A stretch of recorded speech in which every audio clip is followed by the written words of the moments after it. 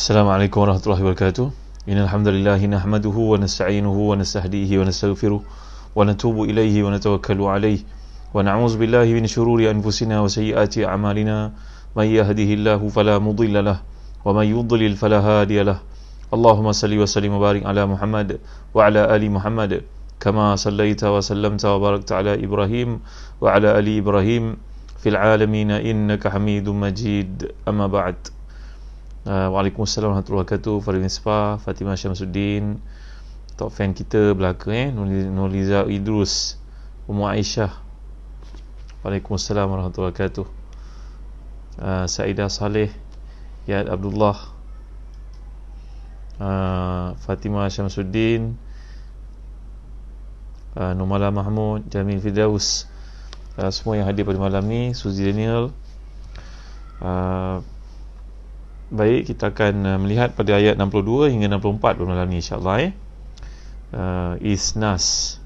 Waalaikumsalam warahmatullahi Mardiyah, Zaibidin, Zina Abras, Muhammad Hasfani Ahmad. Waalaikumsalam warahmatullahi wabarakatuh. Nurmala Mahmud. Waalaikumsalam.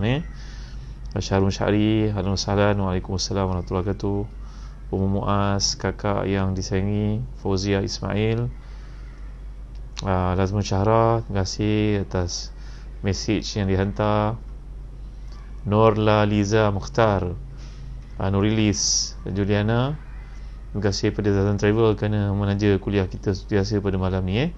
Zuraida Abdul Aziz, Mas Rani Leng, kalau tuan-tuan minat untuk pergi travel, mudah-mudahan tak lama lagi Allah angkat bagi kita musibah ni, bolehlah travel sama dengan Zazan Travel dalam dan luar negara.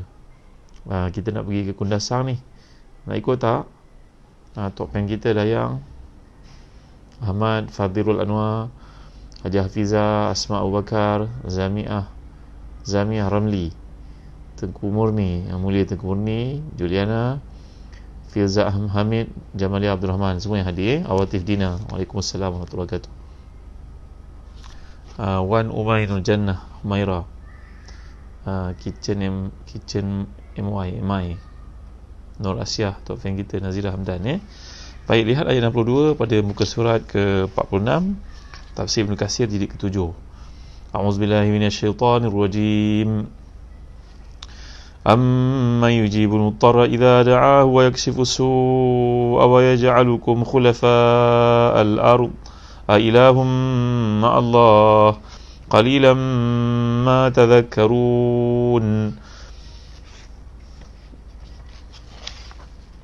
أَمَّنْ يَهْدِيكُمْ فِي ظُلُمَاتِ الْبَرِّ وَالْبَحْرِ وَمَنْ يُرْسِلُ الرِّيَاحَ بُشْرًا بَيْنَ يَدَيْ رَحْمَتِهِ أَمَّنْ يَهْدِيكُمْ فِي ظُلُمَاتِ الْبَرِّ وَالْبَحْرِ وَمَنْ يُرْسِلُ الرِّيَاحَ بُشْرًا بَيْنَ يَدَيْ رَحْمَتِهِ أَإِلَٰهٌ مَّعَ اللَّهِ تَعَالَى اللَّهُ عَمَّا يُشْرِكُونَ أَمَّنْ يَبْدَأُ الْخَلْقَ ثُمَّ يُعِيدُهُ وَمَنْ يَرْزُقُكُمْ مِنَ السَّمَاءِ وَالْأَرْضِ أَإِلَٰهٌ مَّعَ اللَّهِ قُلْ هَاتُوا بُرْهَانَكُمْ إِن كُنتُمْ صَادِقِينَ.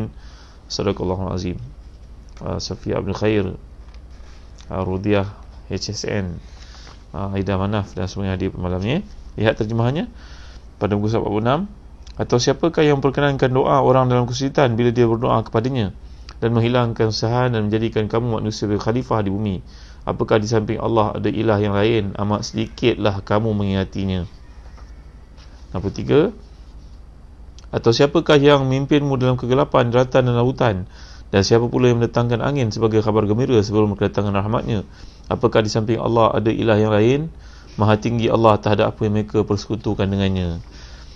Atau siapakah yang menciptakan manusia dari permulaannya, kemudian mengulanginya lagi? Dan siapa pula yang memberikan kepadamu rezeki di langit dan bumi? Apakah di samping Allah ada ilah yang lain? Katakanlah, tunjukkanlah bukti kebenaranmu jika kamu orang-orang yang benar. Baik, muslim-muslimat yang berikut sekalian, kita lihat tafsir Ibn Katsir muka surat 7 jilid ke-7. Allah mengingatkan bahawasanya dialah yang diseru di saat-saat genting, iaitu diharap ketika saat-saat goncang. Amma yujibul muttarra idza da'a. Atau siapa yang memperkenankan doa bagi orang dalam kesulitan apabila berdoa kepadanya? iaitu tiada yang dituju oleh mereka dalam kesulitan melainkan kepadanya sahaja, dan tidak ada yang dapat menghilangkan kesulitan melainkan kesulitan orang-orang yang sulit melainkan dia. Imam Ahmad berkata, Affan bercerita kepada kami bahawa Jabir bin Sa'im al-Hujaimi berkata, aku datang kepada Rasulullah SAW ketika baginda sedang bersemut di selendangnya. Lalu aku bertanya, siapakah di antara kamu yang bernama Muhammad? Rasulullah. Beliau pun mengisyaratkan pada dirinya, baginda mengisyaratkan dirinya sendiri.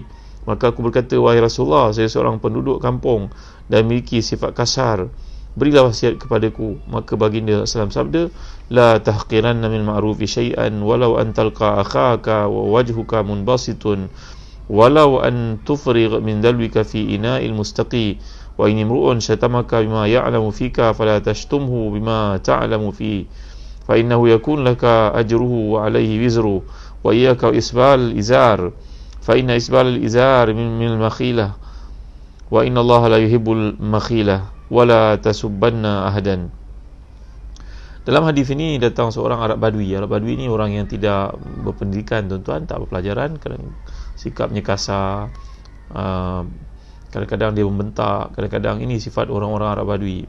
Kita baca dalam kisah-kisah para sahabat ridwanullahi alaihim ajma'in, sahabat-sahabat Nabi ni merupakan orang yang berakhlak mulia, bertamadun. Jadi mereka takut nak tanya kepada Rasulullah soalan yang boleh mengecilkan hati Rasulullah sallallahu alaihi wasallam.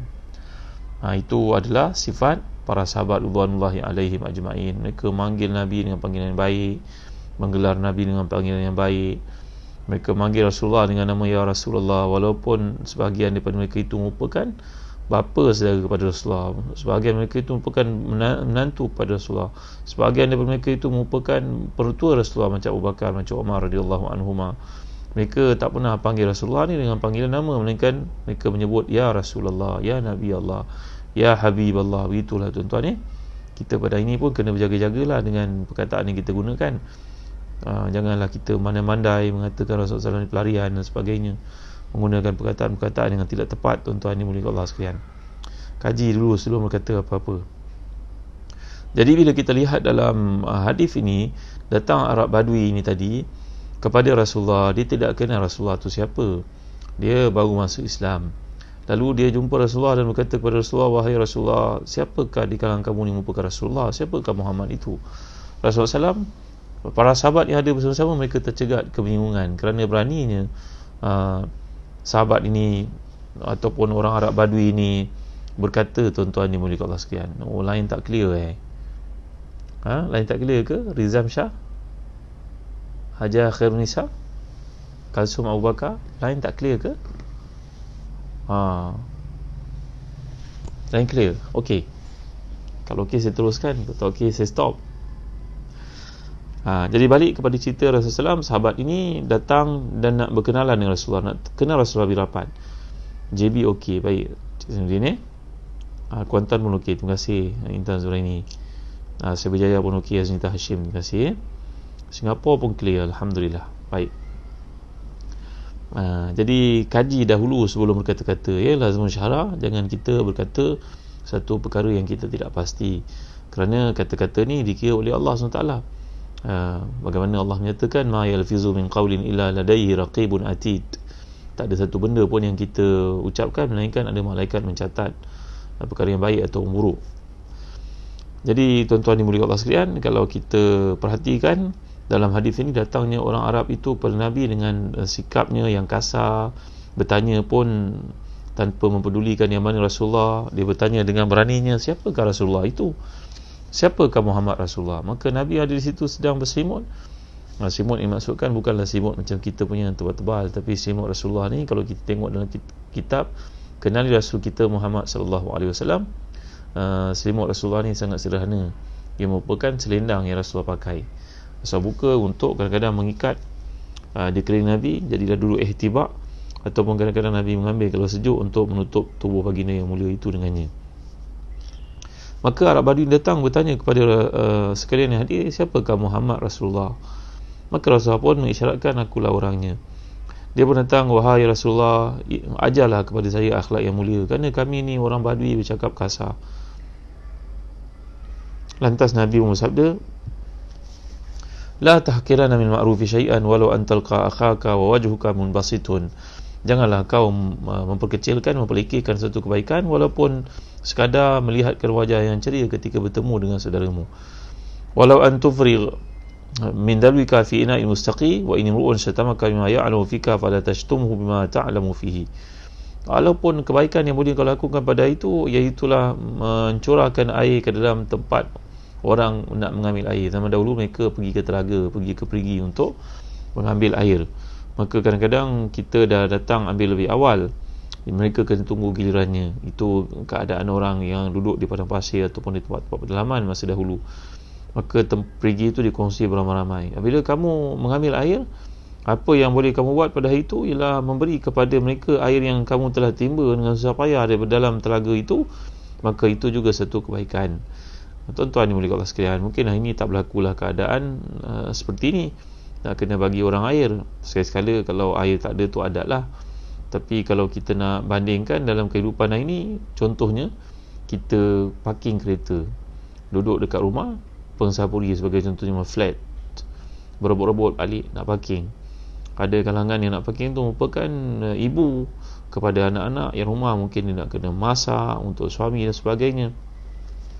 Kalau kita perhatikan peristiwa, kalau kita perhatikan gelagat orang kat Jepun, tuan-tuan, mereka berlumba-lumba untuk parking jauh dari tempat, daripada office, daripada rumah mereka. Tujuannya apa? Tujuannya untuk memberi kepada orang yang datang, yang pulang lambat, mungkin tergesa-gesa, masanya terlalu pendek, gap masa itu pendek, maka mungkin nanti sukar untuk cari parking, nak balik, nak naik. Maka orang-orang Jepun ni walaupun tidak ada iman, tapi perangainya cukup baik, tuan. Mereka berlumba-lumba untuk parking jauh. Bagi yang bolehkan, yang datang lambat parking dekat, mungkin nak punch in, tak adalah masa itu, maknanya masa itu akan menjeberahi mereka. Kalau kat rumah-rumah flat, mereka parking jauh untuk membolehkan ibu yang pulang lambat ataupun ketua keluarga yang pulang lambat mungkin bawa makanan untuk isteri, anak, maka diberinya tempat parking itu, tuan-tuan, kepada orang yang datang lambat. Cuba kita kat Malaysia, cuba kita kat tempat kita, Allahu Akbar, berlumba-lumba, boleh jadi bergaduh pula kalau orang kita dah penat-penat tunggu, tiba-tiba orang lain masuk. Allahu Akbar. Tapi yang Nabi sebut kepada Arab Badui ni tadi, perkara-perkara kebaikan yang boleh kau lakukan dalam kehidupan ini. Wa in imru'un syatamaka bima ya'lamu fika fala tashtumhu bima ta'lamu fihi. Kalau seseorang mengkeji kamu, menghina kamu dengan sebab satu benda yang dia tahu kelemahan itu ada dalam dirimu, janganlah engkau mencela dia pula dengan kelemahan yang ada pada dirinya walaupun kau tahu. Fa innahu yakun laka ajruhu wa alaihi wizruhu. Dengan cara itu engkau mendapat pahala dan dia mendapat dosa kering. Makna dosa mudah. Wa iyyaka wa isbal al-izar fa inna isbal al-izar min al-makhila wa inna Allah la yuhibbul makhila wa la tasubbanna ahadan. Dan janganlah engkau ini menjulurkan kainmu hingga melepasi mata kaki buku lali, kerana ia merupakan sebahagian daripada kesombongan. Allah benci kepada orang yang sombong. Janganlah engkau mencela seseorang.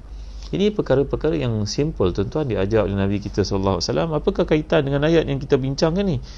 Iaitulah Allah SWT mendengar doa orang dalam keadaan tersebut dan membuka, menghilangkan sesuatu kesusahan dalam hidup dan menjadikan kamu ni sebagai khalifah di muka bumi.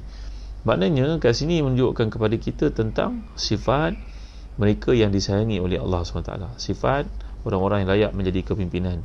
Sifat orang yang wajar dia contohi dan diperhatikan. Kita mungkin mengajar anak-anak kita satu akhlak yang baik, tapi sikap kita tidak begitu. Mungkin kita bergaduh dengan orang dalam perjalanan bawa kereta.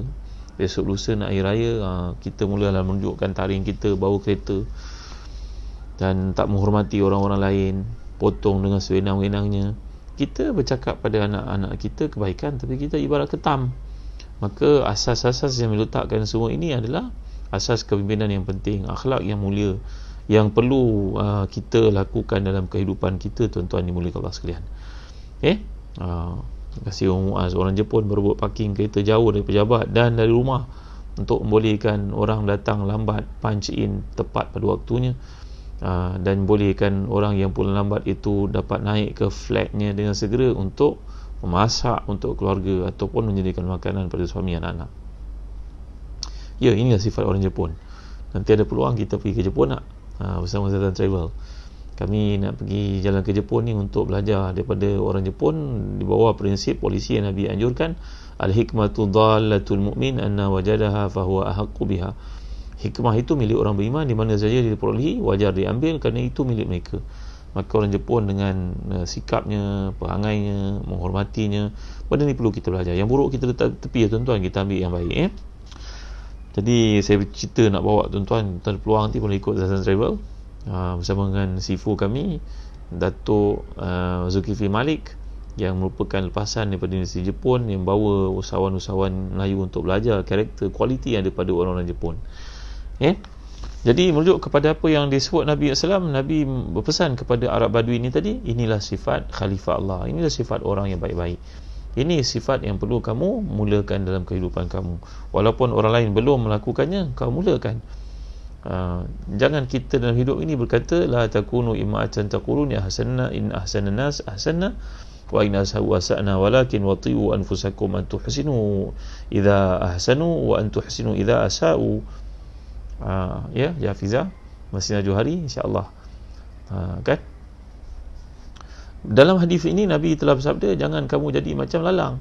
Lalang ni bila angin tiup ke timurlah kamu condong, bila angin tiup ke utaralah kamu condong. Tapi tuan-tuan dimuliakan Allah sekalian, jadilah orang yang memiliki iman yang tegap, yang kuat, prinsip yang jelas. Kalau orang buat baik, kamu tetap buat baik. Orang buat jahat, kamu tetap buat baik, bukan ikut orang. Ya, Ishaq Mat Said, anak saya nak ikut ke Jepun. InsyaAllah boleh nanti kita pergi. Mudah-mudahan Allah angkat daripada kita ujian, musibah yang berlaku ni, kita dapat meneruskan perjalanan kita seperti biasa. Baik, jadi bila kita perhatikan dalam peringatan Nabi di sini, inilah sifat orang yang layak untuk menjadi khalifah. Dalam ayat yang lalu kita telah bincangkan kehebatan ciptaan Allah itu dengan rupa bintangnya, rupa langitnya, menumbuhkan pokok-pokok yang indahnya, dan saya ada kupaskan sikit seperti kata Dr. Atik Nabulusi, kehebatan yang Allah SWT ajarkan pada pokok, pada biji benih yang kecil itu, ia carry sifat-sifat yang ada pada induknya. Buah kelapa itu hanyut dari seberang sampai ke pantai ini, tumbuh di pantai kita pokok kelapa sebiji macam pokok yang ada di seberang lautan sana. Jadi bagaimana dalam biji benih itu mengandungi sifat-sifat yang ada pada pokok yang asal. Subhanallah, Masya Allah, Tabaraka wa Ta'ala. Sayyidina Umar kata radhiyallahu anhu, saya janji nak cerita pada tuan-tuan semalam, ketika baginda dalam selesai menunaikan ibadah haji, dan itulah haji yang terakhir hidup baginda. Baginda Umar Khattab radhiyallahu anhu melihat langit, bintang yang indah, cantik, bulan purnama pada malam-malam pertengahan bulan Zulhijjah. Habis buat ibadah haji, itulah pada pertengahan bulan Zulhijjah, 13, 14, 15 Zulhijjah. Sayyidina Umar melihat, lalu dia berkata orang kelilingnya, insya-Allah, hebatnya, cantiknya langit yang Allah jadikan, bulan, bintang, semuanya terbit pada waktunya. Ya Allah, kalaulah pemerintahan aku telah pun menjadikan semua sistem ini dalam in order, semuanya dalam keadaan yang baik, maka aku tidak ralatlah kalau engkau panggil aku pulang, wahai Tuhan. Hebat kata-kata Umar Khattab radhiyallahu anhu, tuan-tuan ni. Kalau segalanya telah sempurna dan cantik, indah, engkau redha dengan kepimpinan aku ni, seperti mana cantiknya langit, bulan, bintang yang terbit pada waktunya, kalaulah begitu Islam ini indah di bawah kepimpinan aku, misi aku dah sempurna, aku redha untuk dipanggil balik, wahai Tuhan. Aku rindu untuk bertemu dengan Rasulullah, dengan Abu Bakar. Maka Umar Khattab radhiyallahu anhu bermimpi dalam tidurnya pada hari-hari itu, tuan-tuan, dia patuk oleh seekor ayam jantan.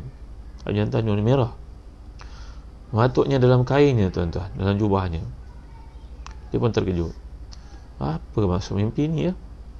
Maka dia berkata kepada isinya, Asma binti Umais. Maka isteri itu berkata, wahai suamiku, wahai Amirul Mukminin, aku menjangkakan akan ada orang membunuhmu dari kalangan orang ajam, orang bukan Arab, orang munafik yang akan membunuhmu dengan menikahmu di perut. Maknanya ayam itu patuk Sayyidina Umar dalam kainnya, tuan-tuan yang Allah sekalian. Maka Sayyidina Umar pun mentadbirkan, ya betul, aku merasakan ajal aku dah dekat, bahawa aku akan dibunuh seperti itu, ditikam, ya. Maka itulah yang terjadi, tuan-tuan dimuliakan Allah sekalian. Sayyidina Umar ni orang ketua para salihin macam Abu Bakar Siddiq juga. Maka Allah mengirim kepadanya tanda-tanda tertentu bahawa beliau baginda akan wafat. Tuan-tuan hati dan dikasihi sekalian, macam ada seorang ulama diceritakan oleh Syekh Abdul Wahab Asy-Sya'rani, ulama besar dari Mesir, dalam hadis, seorang ahli fiqih yang terkemuka, ahli tasawuf yang hebat, bahawa Al-Imam Abdul Wahab Asy-Sya'rani bercerita ada seorang saleh sebelum kami dalam mimpinya melihat rumah yang indah sedang disiapkan dan akan di hand over. Lalu dia bertanya kepada seorang mandor yang dilihatnya ketua dalam ramai-ramai yang sedang menyiapkan rumah itu, siapa punya rumah ni? Mandor jawab, ini rumah tuan, rumah aku. Dia pun terkejut, dia tidurnya tuan. Besok mimpi lagi, lusa mimpi lagi, ataupun waktu yang terdekat mimpi lagi, benda yang sama. Dan akhir sekali dia bertanya betul-betul pada mandor itu, saudara, cuba cakap betul-betul rumah siapa ni? Mandor itu berkata pada ni, rumah tuan ini, dah dekat nak handover ni. Dia pun tersedar, dia cakap pada isinya, agaknya rumah abang dekat syurga tu nak dekat siap. Jadi kata mandor itu nak kena handover pada abang.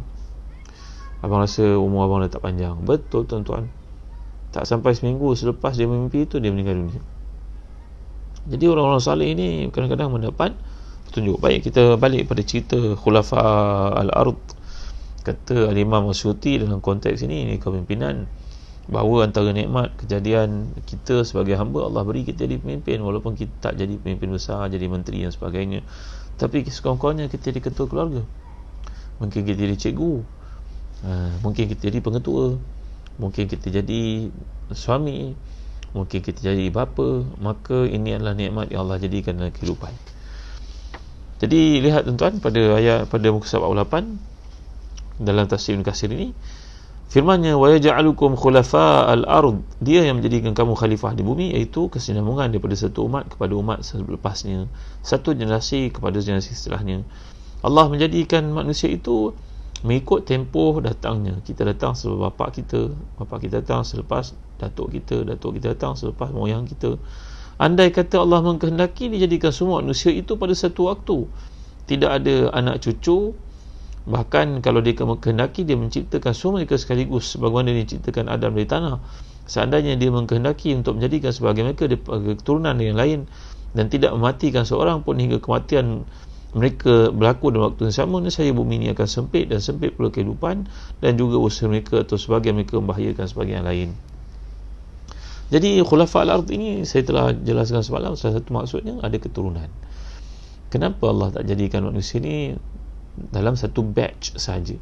Nabi Adam keturunannya semua hidup sekali je, semua hidup sama, mati bersama. Maka dunia ni akan sempit tuan-tuan, makanan nanti jadi tak cukup, macam-macam perkara yang berlaku. Dunia ni hiruk pikuk, tapi Allah menjadikan datangnya datuk pun wafat, keturunannya menyambung. Kadang-kadang dalam hidup itu panjang umur, kemudian datang anak-anak, tapi akan tiba waktu untuk dia kembali ke rahmatullah, kembali kepada rahmat Allah SWT. Jadi begitulah kita dapat lihat nikmat kejadian ini, dia datang beransur-ansur, satu generasi kepada generasi yang lain. Dia tidak berlaku sekaligus. Kalau berlaku sekaligus, tentulah macam-macam masalah akan berlaku tuan-tuan. Jadi hikmah takdirnya telah menentukan bahawa dia menciptakan mereka di satu orang, kemudian berkembang biak menjadi ramai, berkembang biak di muka bumi, menjadikan mereka satu kurun yang lain, dan dia menjadikan satu bangsa setelah bangsa yang lain berakhir, dan kehidupan ini selesai sebagaimana Allah telah menetapkan ketuanya dan menentukan jumlah mereka, kemudian mendatangkan hari kiamat, dan setiap yang beramal akan dibalas dengan sesuai dengan amalannya. Kemudian Allah menjelaskan dalam ayat berikutnya, amma yujibul mutarra idza da'a wa yakshifu su'a wa yaj'alukum khulafa'al ard a ilahum Allah. Adakah Tuhan yang lain yang mampu menjadikan ini semua? Adakah ini semua berlaku kebetulan? Adakah kamu fikir ada sesuatu yang boleh buat macam tu sistematik seperti yang dilakukan oleh Allah? Qalilan ma tadhakkarun. Amat sedikit kamu ini mengingati nikmat yang Allah berikan kepada kamu. Jadi tuan-tuan hati dan dikasihi sekalian, kalau kita lihat dari sudut bahasa Arab, bila Allah nyatakan dalam ayat ini, iaitulah perkataan yang digunakan olehnya dalam ayat ini. Kalau kita perhatikan, bila Allah menyatakan tazakkarun, qalilan ma tazakkarun, tazakkarun ni merupakan lawan daripada lupa, tazakkur lawan daripada nisyan, iaitu menghadirkan sesuatu yang pada dasarnya telah pun ada dalam benak kita. sedikit saja kamu ingat. Itu banyak nikmat Allah yang anugerahkan kepada kamu, sedang sedikit saja kamu menghadirkan rasa keperluan kamu kepada Allah, padahal kamu sangat memerlukan. Kita tahu nikmat Allah ni tuan-tuan. Contohnya ketika sakit, ingat Allah. Bila kita sembuh, habis, lupa. Tapi ingatan itu masih ada dalam diri. Bila sakit sekali baru teringat, dulu aku pernah berjanji sekian pada Allah SWT. Jadi perkataan yang digunakan di sini, kalau kita perhatikan, qalilan, mengisyaratkan bahawa perkara itu hanya mereka ingat pada waktu kesulitan, waktu darurat, waktu tersepit. Seluruh hidup mereka kembali lagi kepada lawan dari mengingat, iaitu lupa, bahkan enggan dan juga derhaka. Jadi bila berlaku satu musibah, Allah kirim satu ujian dalam hidup, barulah kita ingat. Kalau tak ada ujian macam tu, habis dah, memang lupa, tak ingat apa dah. Baik, ayat ke-63, amma yahdikum fi zulumatil barri wal bahri wa may yursilu riyaha bushran baina yaday rahmatih a ilahum Allah ta'ala Allahu amma yusyrikun. Siapa yang memimpinmu dalam kegelapan di daratan dan lautan, dan siapa pula mendatangkan angin sebagai kabar gembira sebelum kedatangan rahmatnya? Apakah di samping Allah ada Tuhan yang lain? Maha tinggi Allah, tak ada apa yang mereka persekutukan dengannya. Jadi Allah berfirman kat sini, iaitu yang Allah ciptakan berupa petunjuk-petunjuk yang di langit, di bumi, sebagaimana yang kita dapat baca dalam surah Nahl sebagai contohnya, wa alamatin wa bin najmi hum yahtadun. Allah kirimkan tanda-tanda yang perlu digunakan oleh kelasi kapal, nakhoda kapal, bahkan orang yang berjalan pada waktu malam di padang pasir, mereka perlu untuk mengetahui hala tunjuk GPS yang Allah sediakan ni. Wa may yursilu riyaha bushran baina yaday rahmati, siapa pula mengirimkan angin sebagai kabar gembira sebelum kedatangan rahmatnya, iaitu di tengah-tengah awan yang mengandung hujan, di mana para hamba berharap tanpa putus asa, berdoa mohon dilepaskan dari bencana. Ilahum Allah, adakah di samping itu, di samping Tuhan yang kamu sembah selain daripada Allah, maha tinggi daripada apa yang kamu persekutukan, yang mereka persekutukan. Pernah berlaku pada zaman Nabi kita sallallahu alaihi wasallam. Dan hadis ini riwayat Al-Bukhari dalam babul istisqa. Istisqa ni makna bab minta hujan, salat minta hujan.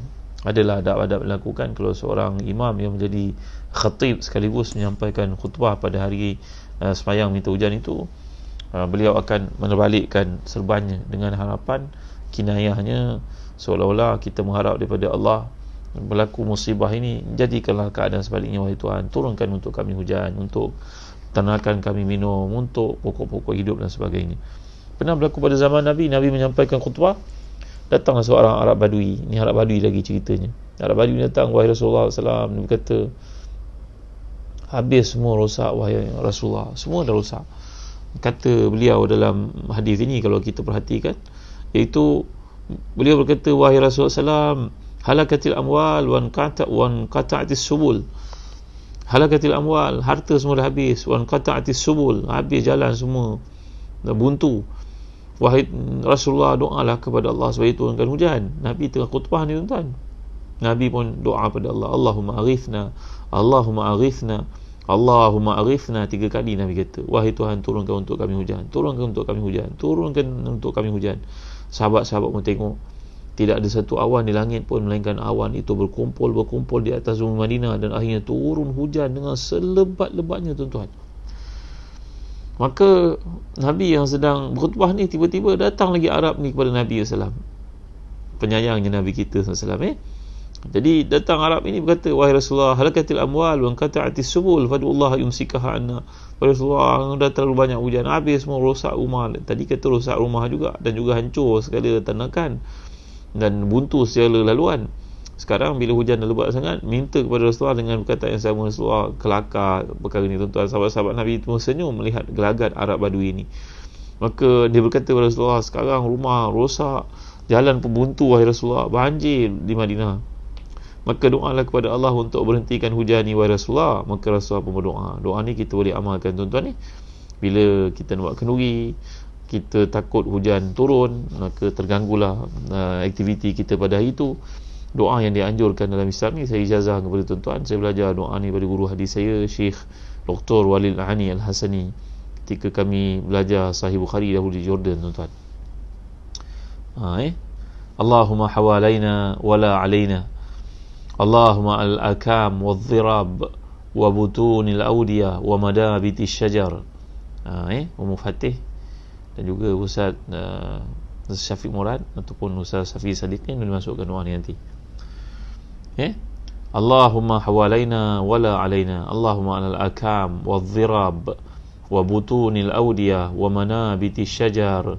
Ya Allah, ya Tuhan kami, turunkan hujan tapi janganlah ke atas kami, turunkan ke tempat-tempat, ke lembah-lembah, ke kawasan-kawasan hutan, ke pangkal-pangkal pokok. Janganlah turun hujan di atas kami kerana kami ada aktiviti yang kami nak jayakan. Mungkin kita nak mengadakan sukaneka anak-anak sekolah, kita mungkin terlibat nak mengadakan kenduri, kita ada aktiviti-aktiviti tertentu kemasyarakatan. Bacalah doa ni, tak payah panggil bomoh tahan hujan lah tuan-tuan ya. Ini buatan syirik kepada Allah seperti dilakukan setengah daripada orang-orang jahil. Kita pun kepada Allah direct. Allahumma hawalaina wala alaina, Allahumma alal akam wadh-dhirab wa butunil awdiyah wa manabitis syajar. Ya Allah, ya Tuhan kami, janganlah turunkan hujan tapi jangan turun atas kami. Zawi Ghazali masukkan, alhamdulillah. Allahumma hawalaina wala alaina, Allahumma alal akam wadh-dhirab wa butunil awdiyah wa manabitis syajar. Ramini Husin. Doa ni Musa Ansih ada tak dalam buku zikir Ustaz? Dalam buku kemuliaan zikir? Ya, ada. Boleh dapatkan. Okey. Allahumma hawalaina wala alaina, Allahumma al-akam wa zirab wa butunil awdiyah wa manabitis syajar. Kita nak adakan kenduri, kita terlibat adakan sukaneka, kita ada program-program kemasyarakatan, kita takut hujan turun ni mungkin hari keusahawanan kat sekolah. Amalkan doa ni, mudah-mudahan Allah turunkan hujan, tapi hujan itu tidak kena pada tempat yang kita sedang aturkan program ni tadi.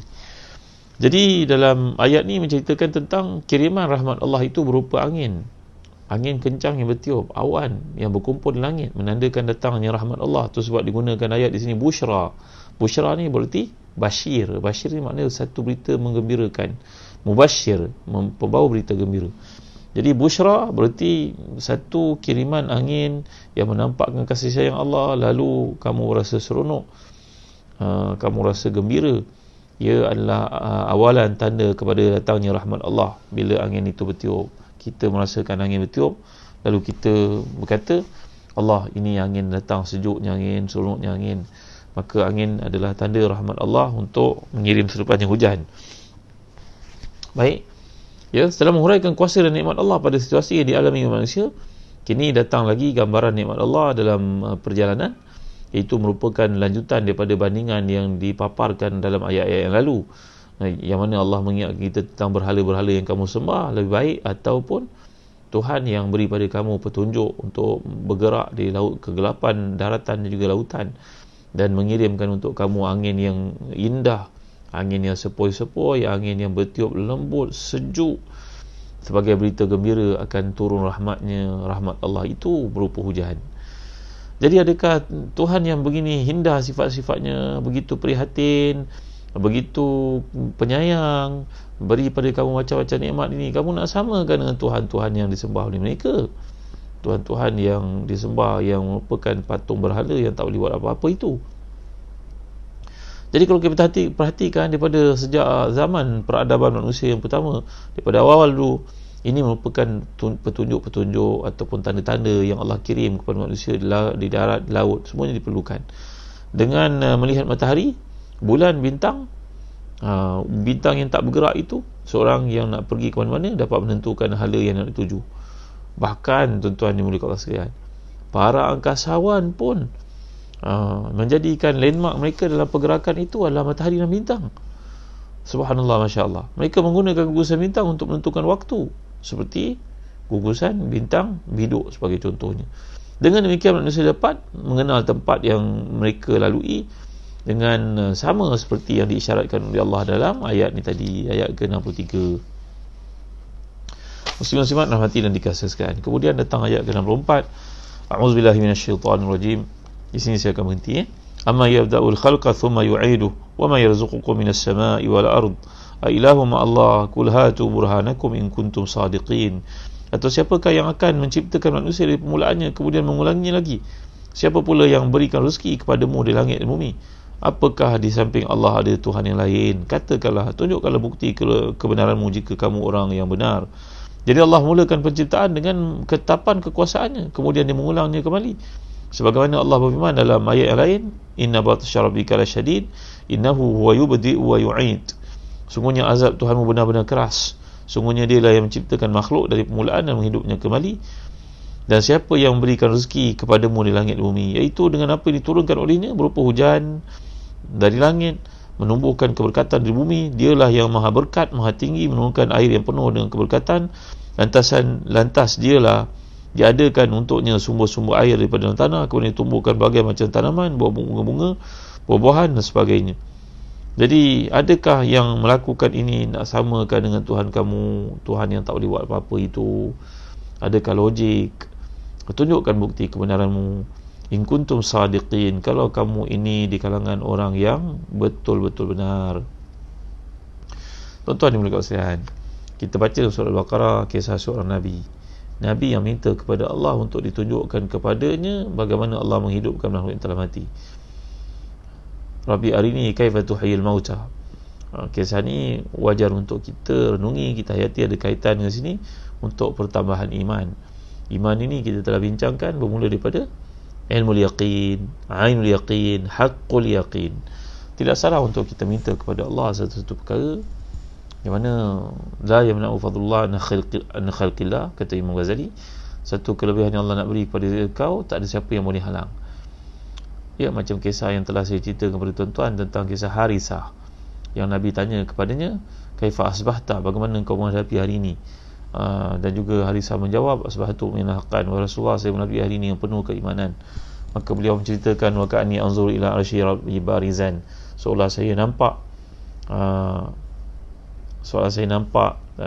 arasy Allah itu jelas di depan saya. Saya pernah kisahkan tuan-tuan, perkara ini berlaku kepada seorang sahabat, seorang ustaz yang kematian isterinya, lalu diminta kepada Allah untuk tunjuk di mana kedudukan isterinya kan. Jadi ada kaitan dengan perkara ini. Saya akan mulai lanjut dalam kuliah malam esok insyaAllah.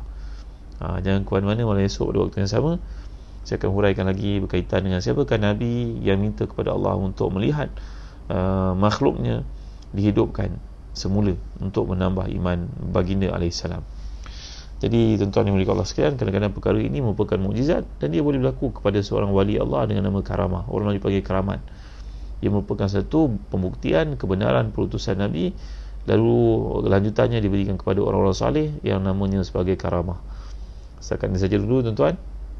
Terima kasih Kak Long. Ilmu mula dengan ilmu yakin, ainul yakin dan juga hakul yakin. Jangan lupa untuk panjangkan video ni, share dengan seramai orang yang kita kenal. Dan jangan lupa bagi mereka yang nak memiliki buku-buku, boleh dapatkan daripada Telaga Biru di www.telagabiru.net.my, website Telaga Biru dan boleh order buku-buku sekolah untuk kegunaan anak-anak kita, guru-guru kita.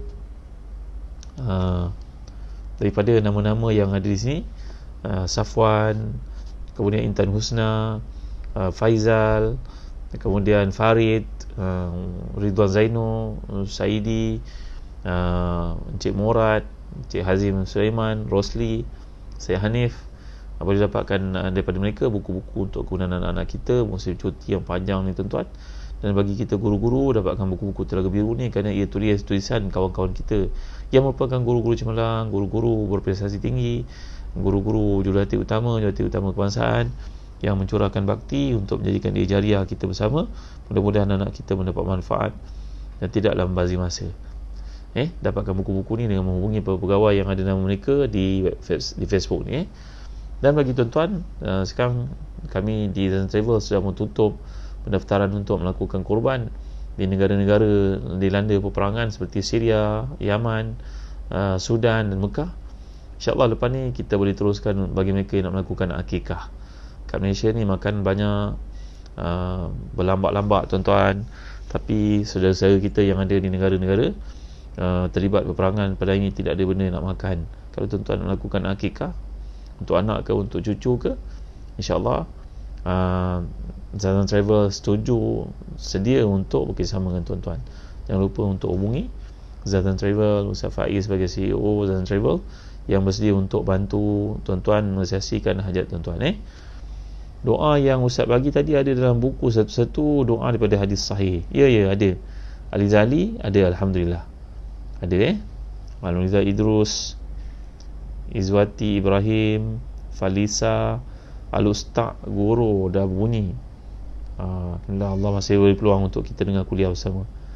Terima kasih semua yang hadir, tuan-tuan yang mulia-mulia. Setakat ini saja dulu. Wallahu a'lam. Wa sallallahu ala sayyidina Muhammad wa ala alihi washabihi wasallam. Alhamdulillahirabbil alamin. Allahumma ighfir lana dhunubana wa israfana fi amrina wa sabbit aqdamana wa ansurna 'alal qaumil kafirin. Allahumma ahsina aqibatana fil umuri kulliha wa ajirna min khizyid dunya wa azabil akhirah. Allahumma hawalaina la wa la alaina. Allahumma 'alal akam wadh-dhirab wa butunil awliya wa manabitish shajar. Allahumma a'inna 'ala dhikrika wa syukrika wa husni ibadatik.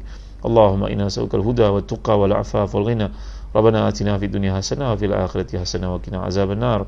Wa sallallahu ala sayyidina Muhammad wa ala alihi wa sahbihi wa baraka wasallam.